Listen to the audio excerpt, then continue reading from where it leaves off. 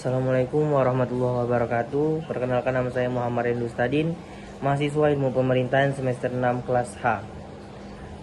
Nomor NIM 105230. Kali ini saya akan memaparkan jawaban UAS mata kuliah Sistem Politik dan Kepartaian mengenai sistem perwakilan politik di Indonesia serta strategi marketing politik.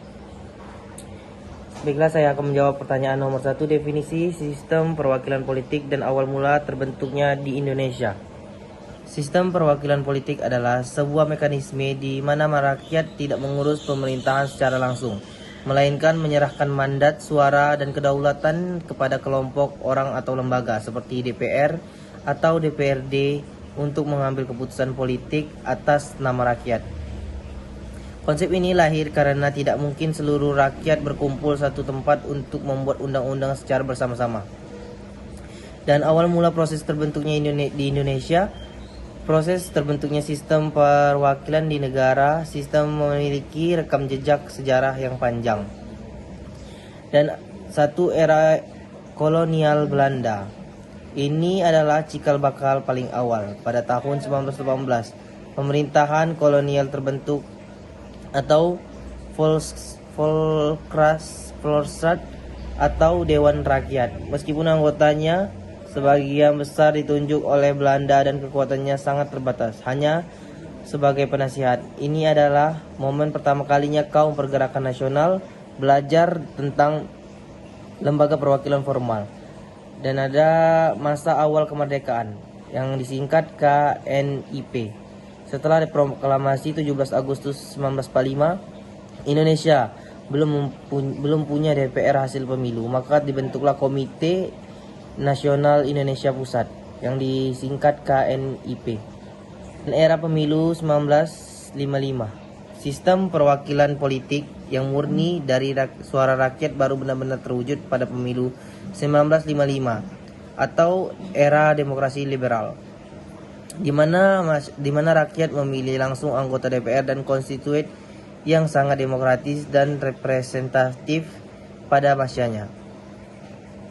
Baiklah, saya akan menjawab pertanyaan nomor 2, sistem perwakilan politik secara perspektif, teori, dan aplikasi di Indonesia.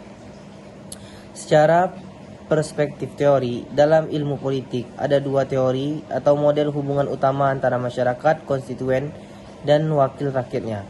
Teori pertama, teori mandat atau delegate theory. Dalam teori ini, wakil rakyat dianggap hanya sebagai utusan atau corong, dan konstituennya mereka harus patuh total pada instruksi pemilihan di daerah pemilih dan tidak boleh mengambil keputusan sendiri tanpa persetujuan rakyat yang diwakilinya.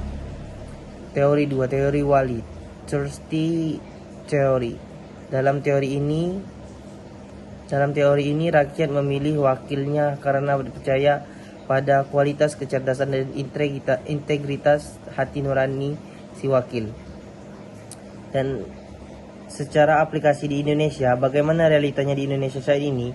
Indonesia menganut sistem perwakilan yang unik, namun cenderung bergeser menjadi partisanship atau perwakilan partai, atau sering dikritik sebagai model mandat partai. Dan kelemahan aplikasi, secara konstitusi anggota DPR dipilih oleh rakyat melalui pemilu. Namun praktisnya, setelah duduk di Senayan, para wakil rakyat lebih tunduk pada instruksi fraksi atau partai politik mereka ketimbang kepada masyarakat di daerah pemilihan atau dapil. Baiklah, saya akan menjawab soal nomor 3, strategi marketing politik dalam pangsa pasar berdimensi konstituen. Strategi marketing politik dalam pangsa pasar dimensi konstituen sama seperti perusahaan menjual produk ke konsumen. Dalam politik, aktor atau partai politik menggunakan marketing politik untuk menjual ideologi, program kerja, dan figur kandidat kepada konstituen atau pemilih atau pangsa pasar, agar mereka mau memberikan suaranya saat pemilu. Ada juga strategi marketing politik berdimensi konstituen. Untuk menguasai pangsa pasar konstituen, ada 3 strategi utama yang wajib dilakukan secara jelas. Segmentasi pasar, yang dimana disebutkan kandidat politik tidak bisa menyenangkan semua orang sekaligus.